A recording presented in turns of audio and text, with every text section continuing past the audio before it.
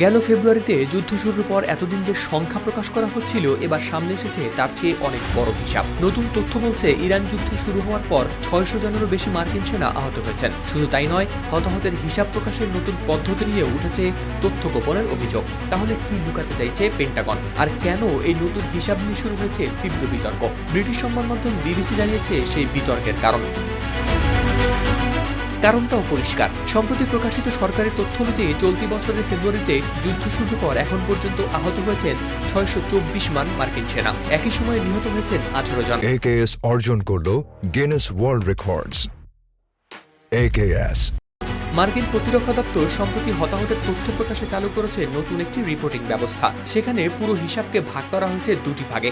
একটি operation epic Fury, অন্যটি প্রকাশ করা হচ্ছে ওভারসিজ অপারেশনস নামে। আর এই পরিবর্তনের পরই সমালোচকদের অভিযোগ, প্রকৃত পরিস্থিতি আড়াল করতে এবং হতাহতের চিত্রকে বিভ্রান্তিকর করে তুলতেই করা হয়েছে এমন বিভাজন। নতুন তথ্য অনুযায়ী ৭ জুলাইয়ের পর আরও ২০৭ জন মার্কিন সামরিক সদস্য আহত হয়েছেন। তাদের মধ্যে ১৮২ জনই সেনাবাহিনীর সদস্য। তবে প্রতিরক্ষা দপ্তরের কর্মকর্তাদের দাবি, এই সময় আহতদের অন্তত ৯৬% চিকিৎসা শেষে আবার ফিরে গেছেন দায়িত্বে।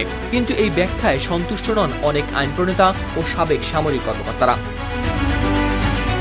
ডেমোক্রেট সিনেটররা হতাহতের হিসাব দুই ভাগে ভাগ করার সিদ্ধান্তে করেছেন কড়া সমালোচনা।